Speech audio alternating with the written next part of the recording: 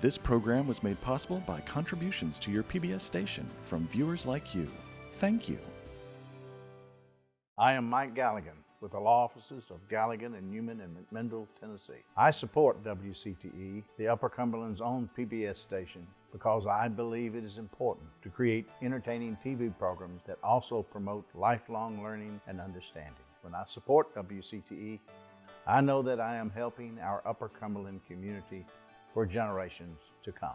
The law offices of Galligan and Newman provide clients with large firm expertise and small firm personalized care and service.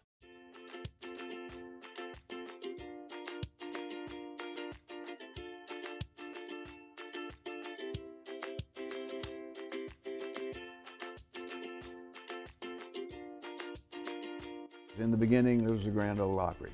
Then came the recording sessions. The photographs on the walls inside this showroom reveal some of the pioneers in those sessions who were indispensable in creating the Nashville sound and building Music City, USA. And that's true. And the whole world sang along. Ray Stevens, this is such an honor for me. I have loved meeting you, but also I've been a huge fan for a long time. Well, thank you. It's nice to meet you too, finally. I've heard a lot about you. Thank you. Well, you know, we're so thrilled, WCT, to be your presenting station and for public television. And you have so many stations across the country airing Ray Stevens CabaRay of Nashville.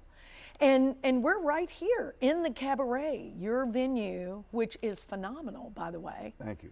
And so, you're known for everything. You're known for being a composer and an arranger and a session musician and an entertainer and a comedian and a songwriter and maybe an architect. I mean, if you design this is pretty impressive. Well, I didn't design it, all the intricate parts, but I sketched out a floor plan and gave it to the architects. Because I have played all over the world and made notes about what I liked and what I didn't like about the venues, and put all my notes together a few years ago and decided to build it, and here it is. And I'm kind of proud of it. It turned out pretty well. Oh, listen, people I know, they say this is the premier performance space in Nashville. So that ought to make you feel really good. It really does. That's beautiful. And when you were building it, did you have a venue that you'd played before that you just really wanted to reflect that sort of feeling? I had several venues, but one of them that was very influential was the Desert Inn in Las Vegas. I loved to play there. It just seemed to feel right. And so their showroom was called the Crystal Room. And so therefore we got 2 crystal chandeliers in here. Yeah. And it was, had tables. Now up here is theater seating, but downstairs, the main floor is table seating, and you can have dinner, have drinks, whatever. Wow. And it's kind of fun to be able to reach down from the stage and shake hands with people who are right there at the stage. And that's the way it was in Vegas at the Desert Inn. And it's not there now, right? No, it's gone. They tore it down. So this is a wonderful opportunity for people to relive that. Well, that's right, yeah. Yeah. So how did you get started in this career? I mean, you've been in country, pop, gospel, novelty. You've won awards in all of those. It's just amazing. You're a Grammy Award-winning artist. How did you get started, though? Well, I was 6 years old. My mother made me take piano lessons. Didn't want to do that, but I'm glad she prevailed at this point. And when I was 14 or 15, I started a little band in high school, garage band. And moved from where I was living in South Georgia, Albany, Georgia, Albany down there. Albany, that's right. To Atlanta when I was 17, and met a guy named Bill Lowry who had just started a music publishing company. He encouraged me to write songs, and I was thrilled that somebody wanted to hear some of my songs. So I went home after meeting him the first day and wrote a song that night. He liked it, and he was connected. He knew people in the record business, and they liked it, and I got signed to Capitol Records when I was 17, still in high school. That's unbelievable. It is. And I was thinking, well, boy, this is easy, you know. 3 years later, I was still trying to get a hit record. And so in 1960, I said to myself, you got to do something different, something weird, attract attention, get the ball rolling. So I wrote a song called Sergeant Preston of the Yukon. It used to be an old, you know, radio and TV show, and the main character was, of course, Sergeant Preston, and second on the bill was his dog named King, that great husky. And so I wrote a song, and King barked all the way through it. And it was taken off, going to be a big hit. And we had to pull it off the market because I had neglected to get permission from the people who owned the character Sergeant Preston of the Yukon. That was a learning moment as a young person, wasn't it? Yeah, to use him in a song, and it broke my heart to kill a hit record, but it gave me a clue. I knew what to do, so I then wrote Jeremiah Peabody's polyunsaturated, quick dissolving, fast acting, pleasant tasting, green and purple pills. And that was a small hit. And it's a long title. Oh yeah, one of the longest titles I think out there. And after that, I wrote Ahab the Arab in '62, and that was my first big hit.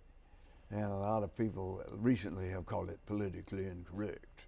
Well, but I think they're. How do you feel about that? I think they're crazy. They have no basis other than their own racist bias. Well, that was never your intent. Absolutely not. I wrote the song because I read a book when I was a kid called Tales from Arabian Nights. Right. And it had stories about Ali Baba and the 40 Thieves and Open Sesame and things like in the desert and all that stuff. And so anyway, I moved to Nashville in '62 and wrote that song 3 weeks after I got here. Wow.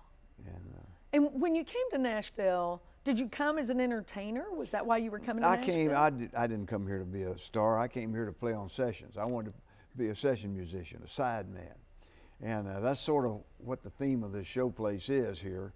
Does it give tribute to this session? Yes, the ultimate point is what made Nashville into Music City, USA. And I got a plaque down the lobby, and it says, in the beginning, there was the Grand Ole Opry. Then came the recording sessions. The photographs on the walls inside this showroom revealed some of the pioneers in those sessions who were indispensable in creating the Nashville sound and building Music City, USA. And that's true. And the whole world sang along. Oh, absolutely. And what about the producers? I know you have paid tribute to them. Yeah, there are 3 levels to the main floor down there. And there are 6 corners.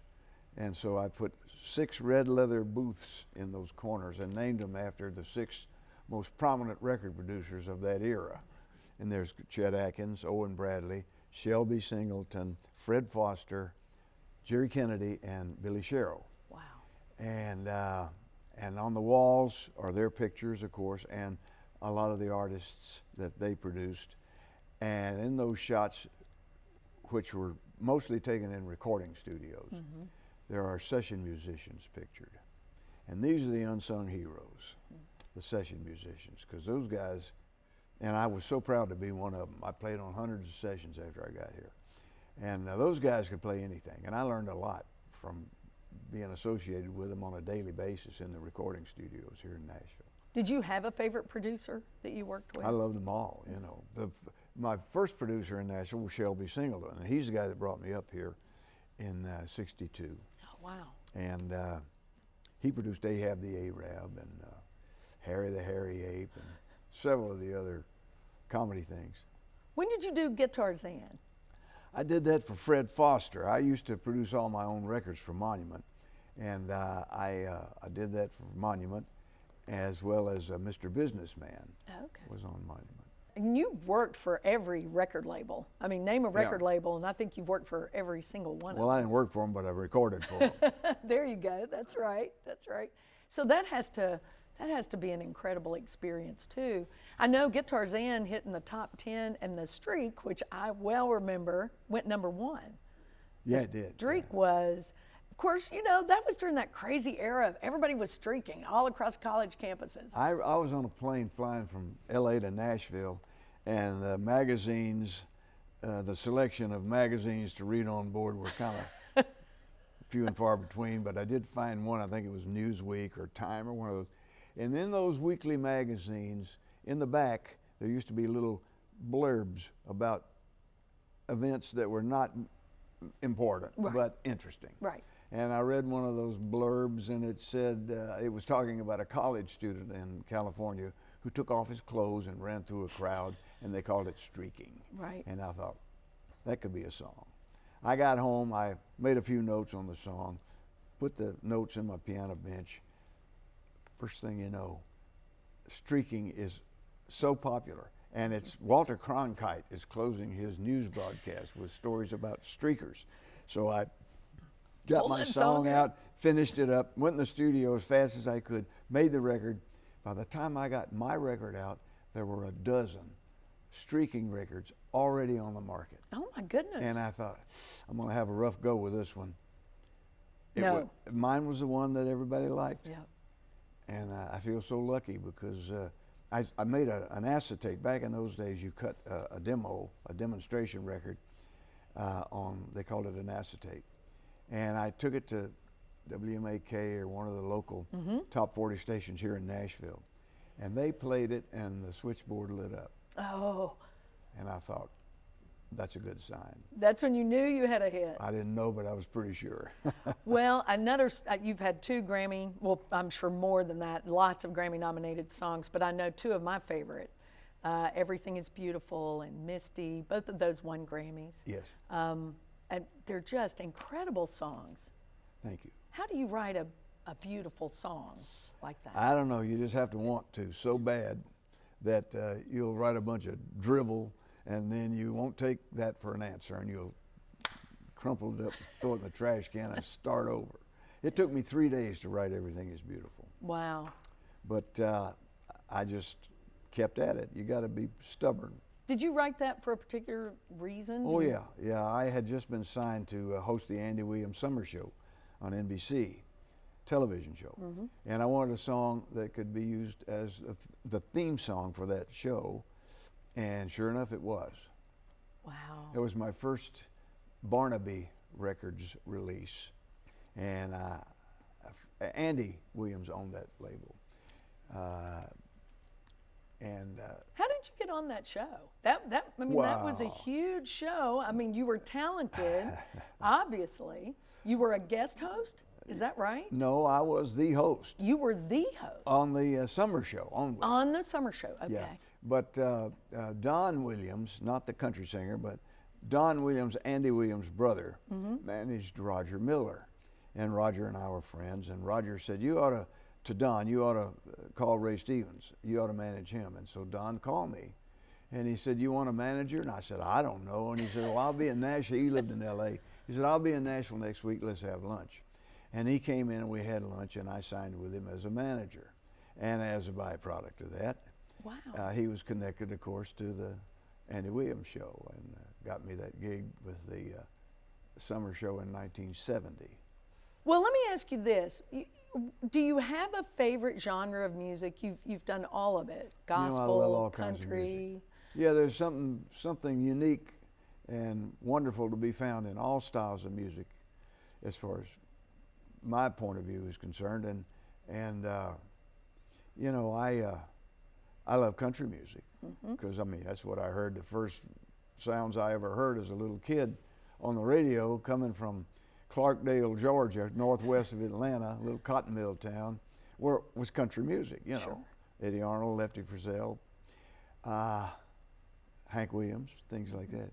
But in high school, I was introduced to rhythm and blues, and that was the Clovers and the Drifters and the Midnighters and all those R&B groups. And then, of course, being a musician, I, of course, heard a lot of pop music as well, and I liked all of it. I did some gospel recordings, a gospel album, and one of the songs in the gospel album was "Turn Your Radio On," which was an Albert Brumley song. If you're gospel music fan, you know who Albert Brumley was. He wrote so many great gospel songs, I'll Fly Away and Turn Your Radio On, which is the one that I liked and recorded. And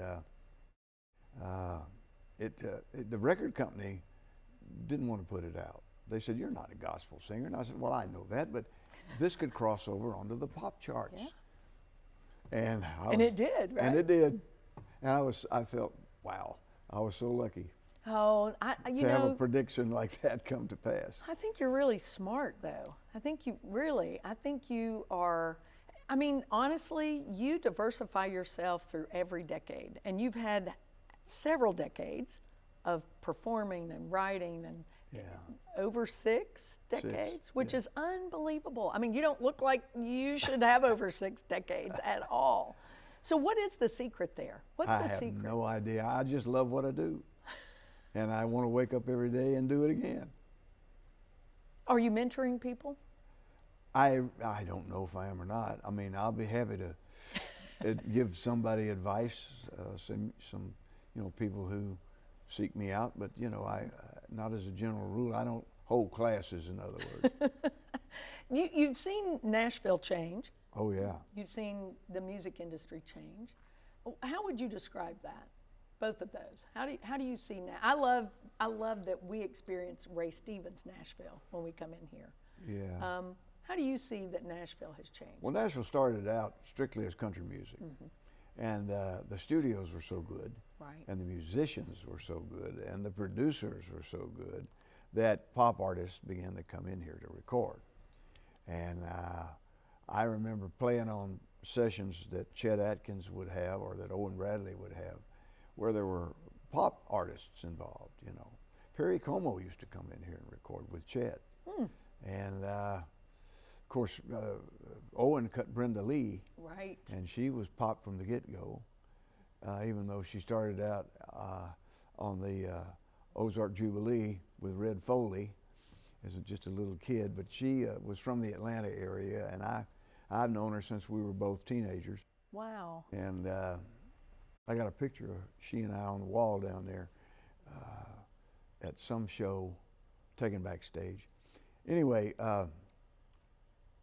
pop artists began to come in here, and the word began to spread, and pretty soon, and studios began to proliferate all over town, and so we became the Mecca. We became the place where the musicians moved so they could ply their craft and be involved and make money.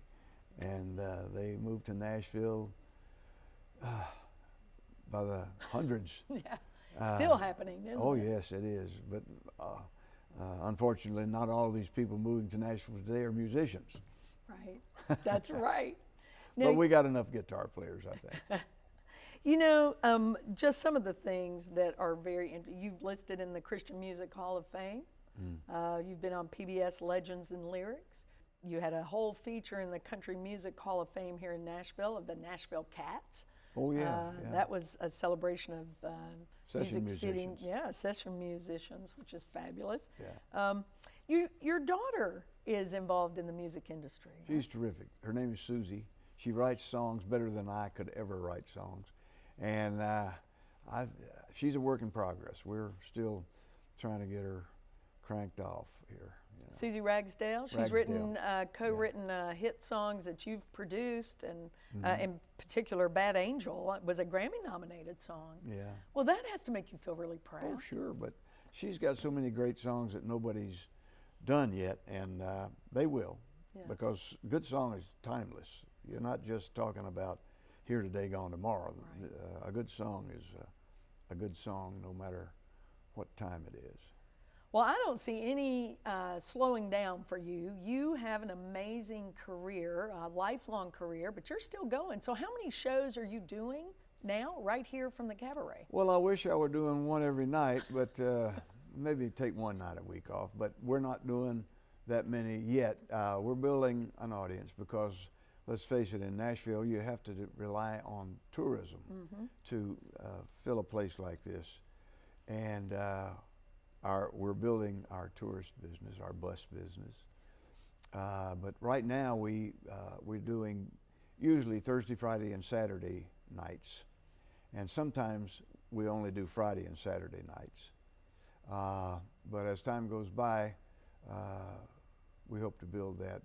This is our second year in operation, and we're way over what we did last year, the first year. So That's terrific. And you've got this series out on PBS. Public television stations across the country are airing your series, Ray Stevens CabaRay Nashville. I'm so proud of that. We used to shoot them down. I had a little video studio down on Music Row. It was kind of cramped, but we did the best we could, and we shot some good shows down there.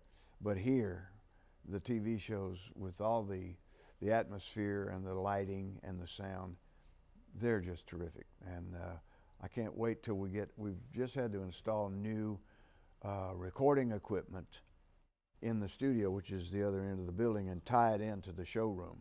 So as soon as that gets complete, and it should be done in 2 or 3 weeks, we'll be able to shoot some more shows here. In the past, without the recording studios, we had to bring a truck in here and run snake wires through here. But we're getting so close to having our own facility minus that truck that we're going to wait for another 2 or 3 weeks and be able to shoot some more shows in here. That's terrific. I know people are excited about that. What's next for you? Lunch. Well, that's simple. That would be pretty Keep it easy simple. to do. Keep it simple. Do you have advice for some young people who are sitting and watching this, or how they might grow into this field? Well, I tell you, this business has grown and grown and grown, and it's really hard to get ahead. So if you're thinking about going into the music business, be sure that you really, really want to, and be sure that you have the stamina. You got to be healthy, and also be sure you got the talent. You got to have the drive and the talent and the health to do it. And who influenced you the most, do you think? I don't know. So many people, I couldn't name them all. When you were growing up in Georgia, Yeah. rural Georgia, did you ever envision that you would be here? No.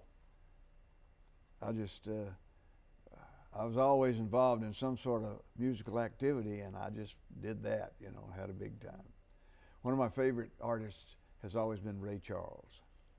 And I got a picture down there on the wall at the CMA 25th anniversary in Washington, D.C. at the Ford Theater, and President Reagan was there. And backstage, we took a picture of me and Ray Charles and Loretta Lynn. Oh. And Wow. it's on the wall. It's a great picture. That's an incredible memory. Yeah. Looking around this venue and seeing these pictures and thinking of your career and the influence you've had on music, not only in Tennessee, but all across the country and the world, you're just a legend. You're just a living legend. And I don't know if you know that. Oh, I don't think so. But I think people just thank you for that. Thank you for what you've brought to us. Well, thank everybody for letting me do this. Listen, Ray, we're going to be out of time. I have so many other things I want to ask you. But I guess the final thing I want to ask you is, if you have one message to our public television family, what is that? Well, support PBS because they have programming that's different from any other channel in existence. And you can learn a lot sometimes with some of the shows. Of course, you don't learn much from my show. Hopefully, you'll enjoy it. Well, we're here to entertain, educate, and inspire. So right. you get both of those, all of those, I think. So thank you, my friend. This has been such a treasure. Thank you, Becky.